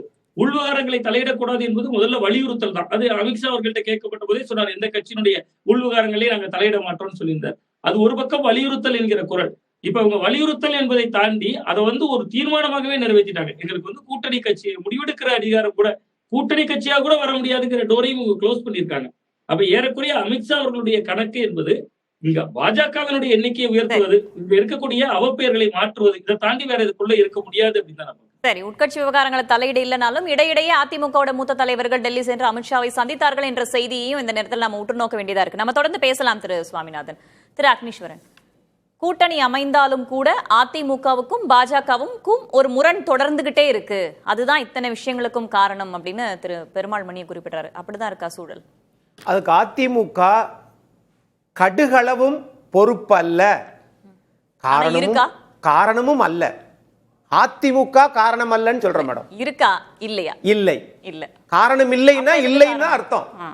ஒண்ணு, இன்னொரு ஆப்ஷன் இருக்கு இல்லையா, அவங்க காரணமா இருக்கலாம்ன்ற ஒரு ஆப்ஷனும் இருக்கு இல்லையா? அத நான் எனக்கு தெரியல. ஆனா அதிமுக காரணம் இல்லை. ஒண்ணு, நம்ம மூத்த பத்திரிகையாளர் திரு பிரியன் சார் சொல்லுகிற போது சொன்னாங்க என்னன்னா, ஒரு மனிதர் ஒரு வேடம் போடலாம், 5 வேடம் போட முடியுமா? 5 வேடத்தையும் ஒரு மாசத்துல அல்லது ஒரு வருஷத்துல 5 வருஷத்துல 5 வேடம் போடலாமா? யார குறிப்பிடுறீங்க? இப்ப நான் சொல்றேன். சார் தான் சொன்னார், பிரியன் சார் சொன்னார். திரு டிடிவி தினகரன் அவர்கள் திமுகவோடும் பேசிக் கொண்டிருக்கிறார், தாவேகாவோடும் பேசிக் கொண்டிருக்கிறார். அதிமுகவில் மாண்புமிகு எதிர்க்கட்சி தலைவர் எடப்பாடி பழனிசாமி அவர்களை முதலமைச்சராக்க விடமாட்டார். திரு ஓபிஎஸ் அவர்களை அதிமுகவில் இணைக்க அவர் பாடுபடுவார். தேசிய ஜனநாயக கூட்டணியில் அவர் வருவார்களா என்று தெரியவில்லை. 5 வேஷம் போடலாமா? நடக்குமா? சரி, ரைட், இப்படி வாங்கல. இது யதார்த்த பார்வை. அரசியல் கணக்கு ஒன்று இருக்கு இல்லையா, தேர்தல் கணக்கு. அந்த கட்டமைப்பில் பார்க்கிற போது மாண்புமிகு எதிர்க்கட்சி தலைவர் இந்த செயற்குழு பொதுக்குழு கூட்டத்தில் சொன்னாரு, அதிமுகவும் பாரதிய ஜனதா தேசிய ஜனநாயக கூட்டணியும் சேர்ந்தால் 41.33 விழுக்காடு எங்களால் பெற முடியும், அது இல்லாமல் எதிர்மறை வாக்குகள் 5 விழுக்காடு என்று சொல்லுகிறார். ஆனால் திரு எடப்பாடி பழனிசாமி நான் சொன்ன இந்த 4 வேடத்திலையும் 1% வாக்கு எடுத்த, நான் யாரையும் குறைத்து மதிப்பிடவில்லை, ஆனால் தங்கள் தகுதியை, தங்கள் தேர்தல் தகுதி என்று கூட சொல்லக்கூடாது, அரசியலில் எல்லோருக்கும் தகுதி உண்டு, ஆனால் 1% எடுத்த ஒரு இயக்கம், ஒரு கட்சி நான் 5 வேஷத்துல போடுவேன் என்று சொன்னால் இதை மக்கள் எப்படி பார்ப்பாங்க? இது ஒரு புறம். அடுத்து நம்ம மரியாதைக்குரிய ஆய்வாளர் பெருமாள் மணி சார் சொன்னாங்க, பாரதிய ஜனதா எந்த முயற்சியில் ஈடுபடுகிறது அப்படின்னு பார்த்தா, இங்க திரு நயினார் நாகேந்திரன் அவர்கள் பாரதிய ஜனதா கட்சியின் தலைவராக இருக்கிறார். திரு பாண்டா அவர்கள் மாண்புமிகு எதிர்க்கட்சி தலைவர் அதிமுக பொதுச் செயலாளர் பார்த்துட்டு போனார். அது ஒரு வியூகம். மாண்புமிகு முன்னாள் நம்முடைய அரசியல் கட்சியில் இருக்கக்கூடிய தலைவர்கள் எல்லாம், முன்னாள் மத்திய அமைச்சர், தமாகவின் தலைவர் மரியாதைக்குரிய ஐயா ஜி.கே. வாசன் அவர்கள் மாண்புமிகு எதிர்க்கட்சி தலைவரை பார்க்கிறாரு. அடுத்து இப்ப திரு அமித்ஷா அவர்கள் வருகிறார். நான் கேட்கிறேன், எல்லாரும் வர்றீங்க, பேசுறீங்க, முடிவு என்ன? ஆனா இது அப்படியே எதிர்த்தரப்புல பார்த்தீங்கன்னா திமுகவில் அங்க திமுக தான் தலைவர், திமுகவின் தலைவர் தான் கூட்டணியின் தலைவர், தமிழ்நாட்டின் முதலமைச்சர் தான் எல்லா முடிவையும் எடுப்பார். அண்ணன் செல்வ பெருந்தகை அவர்கள் என்ன பேசினாலும், செம்பரம்பாக்கத்தில் என்ன நிகழ்வு நடந்தது அதை சரி பண்ணாங்களா? தாவேக்கா கூட போக போறாங்கன்னு லைட்டா ஒரு வண்டி அப்படியே ஆடுகிற போது அப்படியே பிரேக் போட்டு நிப்பாட்டி, பொதுக்குழுல அந்த முடிவு தான் எடுத்திருக்காங்க. திரு எடப்பாடி பழனிசாமி அவர்கள் தான் கூட்டணி தொடர்பான முடிவு எடுப்பார் தானே சொல்லியிருக்காங்க. அதிமுகவினுடைய பொதுச் செயலாளர் தான் அந்த முடிவை எடுப்பார். நீங்க மாநிலத்தில் இந்த கட்சியெல்லாம் சார் சொன்னாங்க, பெருமாள் மணி சார் சொன்னாங்க, பிரதமர் வேட்பாளர் இல்லை, 17 மாநிலத்தில் ஆட்சியில் இல்லை, தனித்து நின்றது 23% வாக்கெடுத்தாங்கல்ல தேமுதிகவோட சேர்த்து. ஆக இவங்களை பொறுத்தளவில் நாம் சேருவதை போல, அதான் நாளொரு மேனியும் பொழுதொரு வண்ணமும் அப்படியே அரசியல் பிரளயம் வெடிச்சுக்கிட்டே இருக்குது. மாண்புமிகு தமிழ்நாட்டினுடைய முன்னாள் முதலமைச்சர் என்ன நினைக்கிறார்னா, இங்க என்னதான் இருந்தாலும் திமுக அதிமுக தான், அதற்குத்தான் போட்டி. அதற்கு இடையில நடக்கிற அதுலதான் தேசிய ஜனநாயக கூட்டணியில கட்சிகளை சேர்ப்போம் அப்படின்னு பாஜக தலைவர்கள் சொல்லிட்டு இருக்காங்க. உங்க கூட்டணியில தான் அதை சேர்க்கிறோம்னு சொல்லிட்டு இருக்காங்க. ஆனா திரு பிரியன் சார் லைட்டா அப்படியே ஒரு தேன்கூட்டுல ஒரு சின்ன கல்லை விட்டு எரிஞ்சிட்டா எல்லா ஈயும் ஓடிடும். பிரியன் சார் ஒரு வார்த்தை சொன்னார், இல்ல அவங்க தேசிய ஜனநாயக கூட்டணிக்கெல்லாம் போக மாட்டாங்க, ஒத்துக்கிற மாட்டாங்க. அண்ணா திமுகவுக்குள்ள வரணும்னு நினைக்கிறாங்க. எப்படி? பொதுக்குழு கூட்டிட்டாங்களா? உச்ச நீதிமன்றத்தில் தீர்ப்பு வாங்கிட்டாங்களா? தேர்தல் ஆணையத்தில் இவங்களெல்லாம் அண்ணா திமுகவில் சேர்த்துக்குங்கன்னு தேர்தல் ஆணையம் சொல்லுதா? அப்போ எதன் அடிப்படையில் நீங்க முயற்சி பண்றீங்கன்னே தெரியல. ஒரு புறத்துல உச்ச நீதிமன்ற தீர்ப்பு, இன்னொரு புறத்துல அரசியல் கட்டமைப்பையே சிதைக்கிறீங்க. குருவி கூட்டுல குண்டு வச்சு தகர்க்கலாமா? இந்த வேலை எதுக்கு? அது மாதிரி நண்பர் பத்திரிகையாளர் நம்ம சுவாமிநாதன் சார் சொல்றார், ஒருவேளை பாரதிய ஜனதா நாங்க அதிமுகவை இணைப்பதற்காக முயற்சி செய்தோம் என்று வரலாறு பேசுமா? வரலாறு எப்படி பேசும்? எது வரலாறு? எது வரலாறு? பாஜக தலைவர்கள் சந்திக்கிறாங்கல்ல, எது வரலாறு தெரியுமா? நீங்க புரட்சி தலைவர் எம்ஜிஆர் 31 பொதுக்குழு உறுப்பினர்ல 26 பேரை வச்சு கலைஞர் கருணாநிதி அவர்கள் கணக்கு கேட்ட பொருளாதாரையே தூக்கி வெளியே போட்டாரு. அப்படி போட்டதற்கு பிறகு இப்ப கூட்டணி பத்தி பிஜு பட்நாயக், அதைத்தான் நானும் சொல்ல வரேன். இந்த இது ரெண்டும் வரலாறுன்றாங்கல்ல, வரலாறு என்று இணக்கமாக ஒரு மாற்றத்தை கொண்டு வரணும். காங்கிரஸ் ஆதிக்கத்தை ஒரு தனிமனித புரட்சியால் பேரறிஞர் பெருந்தகை அண்ணா மாற்றி காட்டினார். அது வரலாறு. திரு அக்னீஸ்வரன், நம்ம இப்ப இருக்கிற விஷயத்துக்கு வருவோம். திரு எடப்பாடி பழனிசாமி அவர்கள் சொன்னாரு, நாங்க ஒரு மெகா கூட்டணி அமைப்போம் அப்படின்னாரு. இப்ப திரு அண்ணாமலை என்டிஏ கூட்டணி வலுவாகும் அப்படின்னு அவர் ஒரு ஸ்டேட்மெண்ட் கொடுக்கிறாரு. அமித்ஷா வர போறாரு. அதிமுக என்ன பண்ணுது? அதிமுகவுக்கும் பாஜக கூட்டணிக்கும் இடையே முரண் இருக்கா இல்லையா? நீங்க 1000 கேள்விகளை கேட்டாலும் ஒரே பதில் தான் அடியேன் சொல்லுவேன். அதிமுகவை கபலீகரம் செய்ய வேண்டும் என்று நினைக்கிற அரசியல் கட்சி தலைவர்கள் அதிகமா, திமுகவை கபலீகரம் செய்ய வேண்டும், அழிக்க வேண்டும் என்று நினைக்கிற கூட்டணி கட்சிகளும் தலைவர்கள் அதிகமா மேடம் தமிழ்நாட்டில்? எப்ப பார்த்தாலும் அதிமுக அதிமுக அதிமுக. புரட்சி தலைவர் எம்ஜிஆர் யாருடைய வட்டியிலும் மண்ணள்ளி போடல. ஆனால் நீங்கள் எல்லோரும் மண்ணள்ளி போடுகிறீர்கள் என்றால் அவரை வளர்த்த கட்சிங்க. புரட்சி தலைவர் அம்மா இருந்தா இப்படி இத்தனை பேர் பேச முடியுமா? உங்களுக்கு அந்த தைரியம் வருமா? பேசுவோம் திரு அக்னீஸ்வரன், நம்ம தொடர்ந்து பேசுவோம். திரு பிரியன், கூட்டணி வலுவாகும், என்டிஏ கூட்டணி வலுவாகும் அப்படின்னு திரு அண்ணாமலை அவர்கள் ஒரு ஸ்டேட்மெண்ட் சொல்றாரு. இன்னைக்கு இன்னொரு நிகழ்வும் நடந்திருக்கு. தேமுதிகவுடைய தலைவர் பிரேமலதா விஜயகாந்த் பேசும்போது கூட்டணி பத்தி இது வரைக்கும் யாருக்கிட்டையும் பேச்சுவார்த்தையை தொடங்கல அப்படின்ற ஒரு ஸ்டேட்மெண்ட்டையும் முன்வைக்கிறாங்க. கூட்டணி வலுவாகும் அப்படின்னா இந்த கட்சிகளையும் நம்ம சேர்த்துக்கலாமா? பாமக, தேமுதிக, அதை குறிப்பிட்டும் சொல்றாரு. எந்த கட்சியுமே தேர்தல் நெருங்கும்பொழுது ஒரு முக்கியமான கட்சிகளோட பேச்சுவார்த்தை நடத்துறது இயல்பான ஒரு விஷயம் தான். அது வெளிப்படையாக ஒரு பல கண்டிஷன்ஸ்லாம் போடுவாங்க. அதெல்லாம் ஃபைனலைஸ் ஆன பிறகு தான் வெளிப்படையாக சொல்லுவாங்க. இப்போ தேமுதிக நாங்கள் யார்ட்டையும் பேசலன்னு சொல்கிறத நம்ம அப்படியே நம்பிட்டு போகிறதுக்கு நம்ம ஒன்றும் அரசியலில் பாப்பா கிடையாது. அவங்க பேசிட்டு தான் இருப்பாங்க. எல்லா கதையும் ஓபன் பண்ணி வச்சிருப்பாங்க. யாரும் பாப்பான்னு சொல்லல சார், உங்களை யாரும் பாப்பான்னு சொல்லல, நம்பன்னு சொல்றேன். மக்கள் அப்படி நம்ப மாட்டாங்க. அவங்க எல்லா கதையும் திறந்து வச்சுட்டு பேசிட்டு தான் இருப்பாங்க. அவங்களுக்கு எது சூட் ஆகுதோ, எது அவங்க கண்டிஷன்ஸ்க்கு ஒத்து வருதோ, எது அவங்களுக்கு திருப்தியா இருக்கோ அந்த இடத்த அந்த கட்சியோட அவங்க சேருவாங்க. அது தேமுதிகவுக்கும் அப்ளை ஆகும், பாமகவுக்கும் அப்ளை ஆகும், புதிய தமிழுக்கும் ஜான் பண்ணி எல்லாருக்குமே அப்ளை ஆகும், அதிமுக கதவை திறந்து வச்சிருக்காங்க அப்படின்றத ஒத்துக்கலாம். ஆனா அவங்க சேருவதற்கான வாய்ப்பு இருக்கிறது, அந்த கொஸ்டின் மார்க் இருக்கு இல்லையா? ஏன்னா அந்த கட்சியுடைய பேரை சொல்லி திரு அண்ணாமலை பேசியிருக்காரு. இல்லை, அது சேருவதற்கான வாய்ப்பு உறுதியாக சொல்ல முடியாதுங்க. ஏன்னா அவங்க தேமுதிகவை பொறுத்த மட்டும் அவங்க அவங்க அதிமுக மேலே ஒரு சின்ன குறைபாடு, அவங்களுக்கு ஒரு கம்ப்ளைண்ட் இருக்குது, ஒரு புகார் இருக்குது. சொன்னபடி அவங்க ராஜ்யசபா கொடுக்கலன்ட்டு. வரப்போகிற ஏப்ரல் மாதம் ராஜ்யசபா வேகன்சி 6 வேகன்சி தமிழ்நாட்டில் வருது. அதில் 2 வேகன்சியை அதிமுக ஃபில்லப் பண்ண முடியும், 4 வேகன்சியை திமுக ஃபில்லப் பண்ண முடியும். ஸோ திமுக கமலஹாசனுக்கு கொடுத்தா மாதிரி தேமுதிகவுக்கு ஒரு வேகன்சியை கொடுக்கறதுக்கான வாய்ப்பு இருக்குது. அதே எடப்பாடி அந்த முடிவு எடுத்தாருன்னா அவரும் கொடுக்கறதுக்கு வாய்ப்பு இருந்தாருன்னா அப்போது கணக்கு போட்டு பார்ப்பாங்க தேமுதிக எந்த சைடு போகலாம் அப்படின்ட்டு. இதெல்லாம் ஒரு பேர் ஃபேக்ட். இதெல்லாம் சொன்னால் அந்த கட்சிகளே நாங்களாம் ராஜ்யசபாவை நம்பிலாம் கூட்டணி அமைக்கலாம் எல்லாம் கூட சொல்லுவாங்க. ஆனால் உண்மை இதுதான். உண்மை தொகுதிக்கு செலவுக்கு பைசா வாங்குற கட்சிகளும் உண்டு ஆக்சுவலாக. அதெல்லாம் இயல்பாக நடக்கிற ஒரு விஷயங்கள். அதனால் தேமுதிக கடைசி நேரத்தில் என்ன முடிவு எடுப்பாங்கன்னு சொல்ல முடியாது.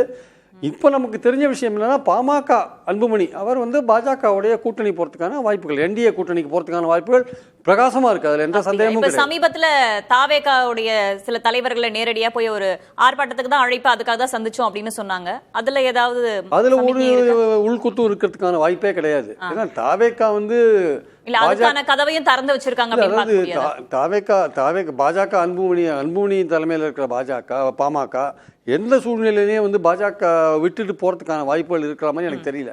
அது வந்து அந்த சாதிவாரி கணக்கெடுப்புக்கான ஒரு இதுக்காக ஒரு சப்போர்ட்டுக்காக கூட்டாங்களே தவிர தாவேகா சைடு அவங்க போகிறதுக்கான வாய்ப்புகள் ரொம்ப ரொம்ப ரொம்ப குறைவு. அதனால் இந்த அதிமுக பாஜக கூட்டணிக்கு எந்த கட்சிகள் வரும்ன்றதே ஒரு பெரிய கேள்விக்குறியாக இருக்குது. ஆக்சுவலாக அதுதான் வந்து எடப்பாடி பழனிசாமி வந்து யோசிக்கவே மாட்டேன்றாரோன்ற சந்தேகத்தை நமக்கு தோற்றுவிக்குது. அவர் தன்னோட தலைமையை உறுதிப்படுத்திக்கிறதுலேயே ரொம்ப குறியாக இருக்காரே தவிர தன்னை எப்படி பலப்படுத்தி கொள்ள வேண்டும் என்பதில் ஒரு குறியாக இருக்காருன்றது ஒரு கேள்விக்குறியாகவே நான் பார்க்குறேன். அதை சொன்னால் வந்து பல பேருக்கு கோவம் வருது. நம்ம பார்க்கும்பொழுது அவர் அதற்கான முயற்சி எடுக்கிறாரா இல்லையான்னு நமக்கு தெரியவே இல்லை. இப்போ இருக்கிறது 2 கட்சி தாங்க, பாமக அன்புமணி தேமுதிக தாங்க வெளியில் அவைலபிளாக இருக்குது. இந்த 2 கட்சியை எடுக்கிறதுக்கு என்ன பண்ண போறீங்க? மற்றதெல்லாம் திமுக கூட்டணியிலேருந்து யாரும் வரா மாதிரி தெரியல. அதுவும் அதிமுக பாஜக ஒன்றா இருக்கும்போது கண்டிப்பாக வரதுக்கான வாய்ப்பே கிடையாது.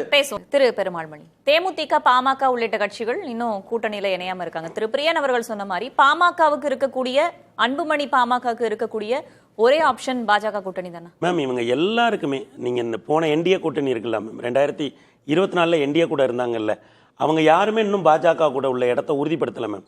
என்ன நடந்தது பாருங்களா, என்டிஏ ஒரு அணி, அஇஅதிமுக ஒரு அணி, அவங்க கூட தேமுதிக இருந்தாங்க.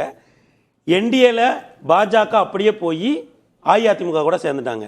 தேமுதிக அஇஅதிமுக கூட இருந்த தேமுதிக இன்னும் யார் கூட இருக்குன்னு உறுதிப்படுத்தலை. என்டிஏல இருந்த பாமகவோ ஐயா ஓபிஎஸ்ஓ ஐயா டிடிவியோ யாருமே இன்னும் பல சிறிய கட்சிகள் யாருமே இன்னும் நாங்கள் என்டிஏல வரோன்னு உறுதிப்படுத்தலை. மேடம் நீங்கள் ஒன்றை புரிஞ்சுக்கணும், அரசியலில் வந்து மத்தியில் இப்போ பாஜக ஆளுங்கட்சியாக இருக்குது. இப்போ நீங்கள் கூட்டணிக்கு போனீங்கன்னு வைங்களேன், 2 ஃபைலை மூவ் பண்ணிக்கலாம், சில காரியங்களை வாங்கிக்கலாம். இல்ல அப்போ நாடாளுமன்ற தேர்தலின் போது அவர்களுக்கு வாய்ப்பு. இதை சொல்லிடுறேன், ஏன்னா இதெல்லாம் நடக்கும். ஒரு அரசியல் கட்சி ஒரு கூட்டணி பேசுறாங்க, ஒரு தலைவரோடனா ஏதாவது 2 ஃபைல் இருந்தா கொடுங்கன்னு கேட்பாங்க, 2 காரியம் செஞ்சு கொடுப்பாங்க. ஆனா இப்ப மத்தியில் அவங்க கூட்டணியில இருந்தாலுமே ஏன் வந்து ஒரு ஆர்வம் காட்ட மாட்டேங்கிறாங்க அப்படின்னா, அவங்க எல்லாருக்குமே தாவேக ஆப்ஷன் இருக்கு மேம். நான் இன்னொரு விதமா சொல்றேன் மேம், 2021 சட்டமன்ற தேர்தலில் அமமுகவுக்கு வெறும் 25 சீட்டு தான் கேட்டாங்க. 25 சீட்டு கொடுத்தா அமமுக என்டிஏக்குள்ள வரேன்னு சொன்னாங்க.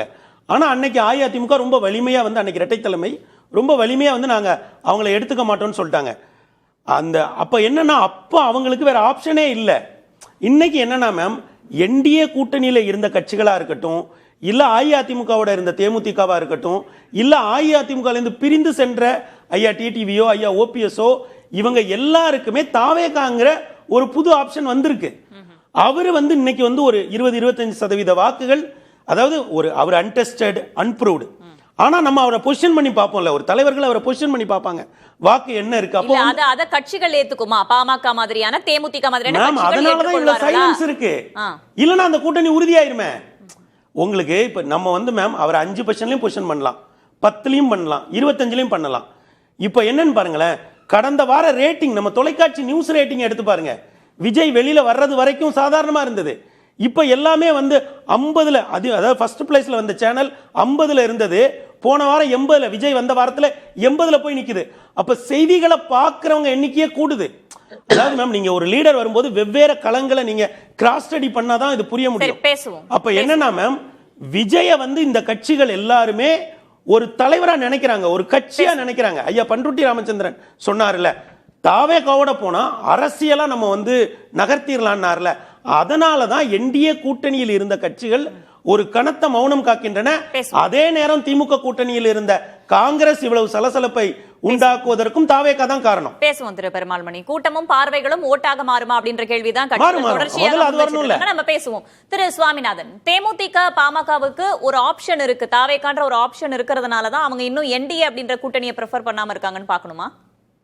இல்ல, நிச்சயமா இல்ல. ஓ பன்னீர்செல்வம், டிடிவி தினகரன் அவர்களுக்கு தான் இன்னைக்கு விஜய் ஒரு மாற்று சக்தியா தெரிவார். ஏன்னா அவர்கள் தான் இயல்பிலேயே திராவிட முன்னேற்ற கழகத்தினுடைய எதிர்ப்பு உள்ளவங்க.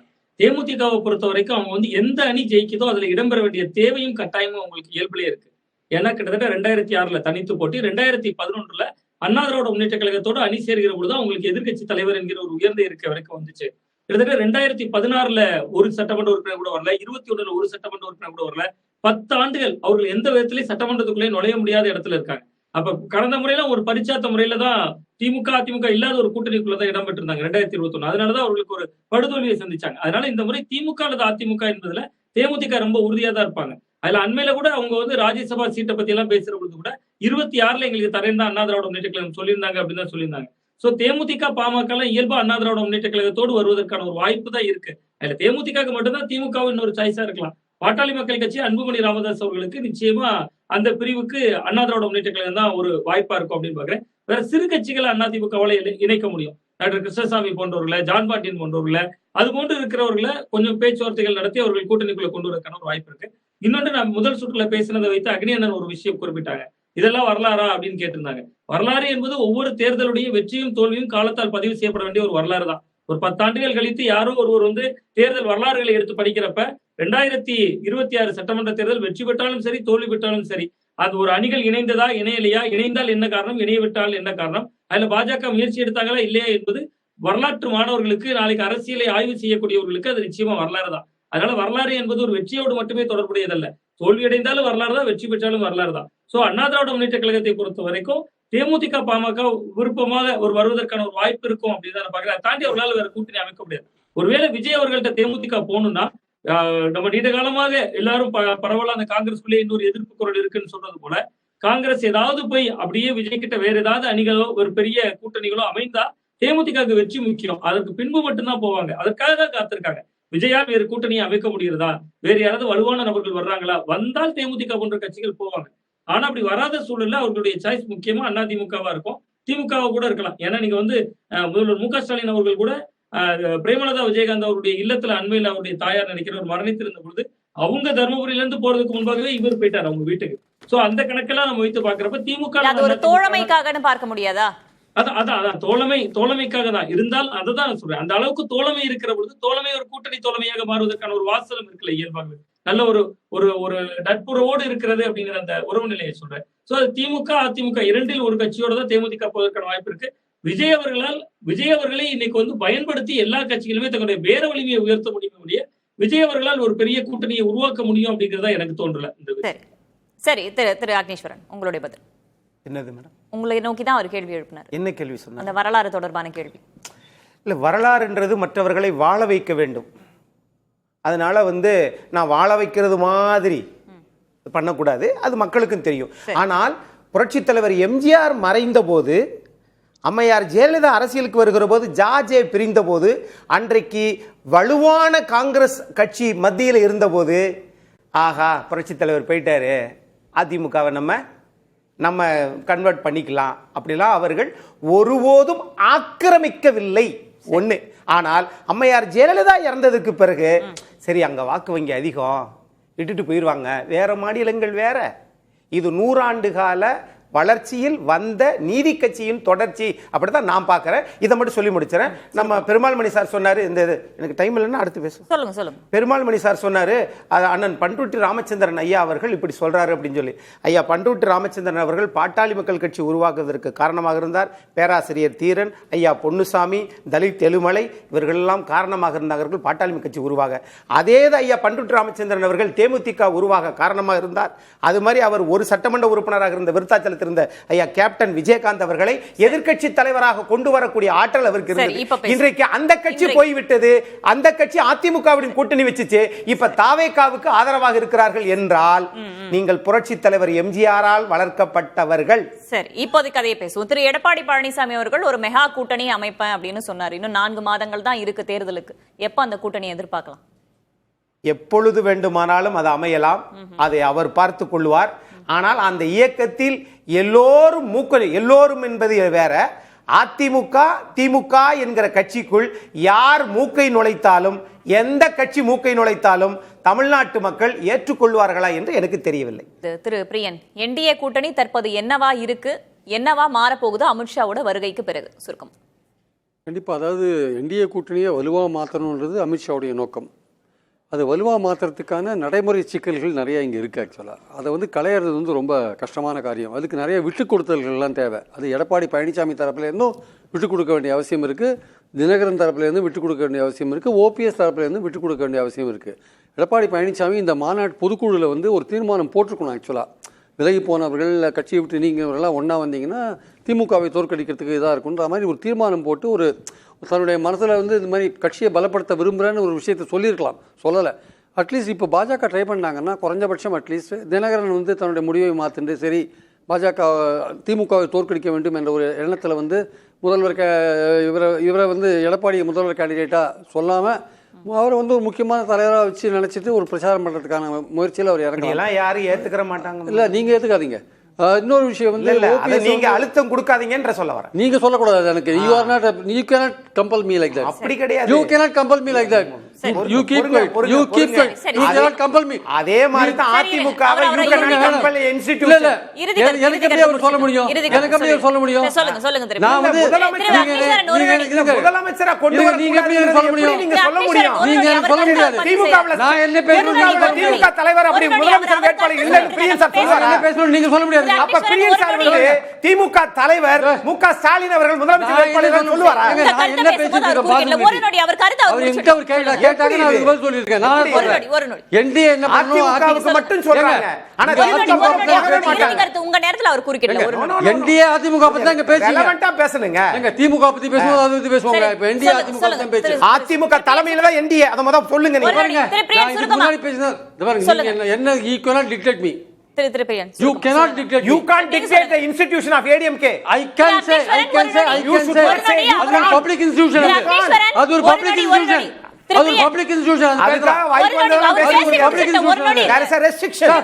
கொஞ்சம் இருங்க. Don't be too loyal. Agneeswaran please நீங்க பேசும்போது அவர் Don't be too loyal. Our முடிக்கட்டும். Don't be too loyal. I repeat the same to you. Don't be too loyal. I repeat the same. Agneeswaran ஒரு நொடி தயவுசெய்து சொல்லுங்க. பார்லிமெண்டரி வேர்ட்ஸ் தாண்டி போய்டும் அப்புறம். சார் அது உங்க விருப்பம். நீங்க பேசுங்க. நீங்க யார் எனக்கு? சார் நீங்க சொல்லுங்க. எடப்பாடி பழனிசாமி ஒரு கட்சியா இருந்து ஒரு கட்சி தலைவரா என்டிஏல இருந்தாருன்னா தினகரன் ஒத்துப்பார். அதே மாதிரி தனி கட்சி ஆரம்பிச்சவங்க எப்படிங்க நீங்க தனி கட்சி ஆரம்பிச்சவங்க அதிமுக எப்படிங்க ஒத்துக்குறோம்? அதிமுகவை கலச்சிட்டாரா? பேசட்டும், நீங்க அமைதியா இருங்க. திரு பிரியன் உங்களுடைய இறுதி கருத்து என்ன பேசாம சொல்லாதீங்க. சுருக்கமா. என்டிஏல அதிமுக ஒரு கட்சி, அதுல பழனிசாமி ஒரு தலைவர்னா தினகரன் உள்ள வருவார். அதே மாதிரி வந்து ஓபிஎஸ் வந்து உள்ள சேர்த்து அவருக்கு ஒரு பொறுப்பு கொடுத்தா வருவார். சோ இது வந்து எடப்பாடிக்கு தான் வந்து பரந்த மனம் தேவை. கட்சியை பலப்படுத்தணும்னா இவங்களுக்கு தேவையில்லை. அது வந்து என்டிஏ வந்து அமித்ஷா வந்து அதை பிரஸ் பண்ணுவாரான்னு சொல்ல முடியாது. அவர் வந்து நமக்கு தேவையில்லை, எதுக்கு ரொம்ப பிரஸ் பண்ணணும் விட்டுட்டு கூட போலாம். அதனால என்ன பண்ணணும் அதிமுக சொல்றதுக்கு நமக்கு உரிமை இருக்கு. அது பண்றது பண்ணாது அவங்க இஷ்டம். திமுகவுக்கு சேர்த்து சொல்லுங்கன்னு சொல்றோம். அது அப்போ ஒரு கட்சியை மட்டும் சொல்லாதீங்க. ஒரு கட்சியை மட்டும் இது டிஸ்கஷன் அது கிடையாது. இது டிஸ்கஷன் அது கிடையாது. அதுதான் உங்க விருப்பம். இது டிஸ்கஷன் அது கிடையாது. அதுதான் உங்க விருப்பம். என்டிஏ கூட்டணி என்னவாக மாற போகிறது? கொஞ்சம் இருங்க ப்ளீஸ், கொஞ்சம் இருங்க. அதுதான் உங்க விருப்பம். ஒரு நிமிஷம் இருங்க. திமுக பத்தி நான் ஏன் சொல்லணும்? திமுக பத்தி டிஸ்கஷன் வைங்க. அத பத்தி பல விஷயம் சொல்லலாம். பேச மாட்டீங்க. மக்கள் பார்த்துட்டு இருக்காங்க. சும்மா தேவையில்லாம பேசிட்டு இருக்கீங்க. அச்சாலும் பேச மாட்டீங்க. அச்சாலும் பேச மாட்டீங்க. வருகை என்ன மாற்றத்தை ஏற்படுத்த போகிறது என்பது குறித்து நாம் பொறுத்திருந்து பார்க்கலாம். பங்கேற்ற விருந்தினர்களுக்கு நன்றி, பார்த்த நேயர்களுக்கும் நன்றி. நேர்பட பேச நிறைவடைகிறது. இணைந்திருங்கள் புதிய தலைமுறை. அது வந்து கண்டிப்பா ஏற்றுக்கொள்ள முடியாது. பிரதான கூட்டத்தை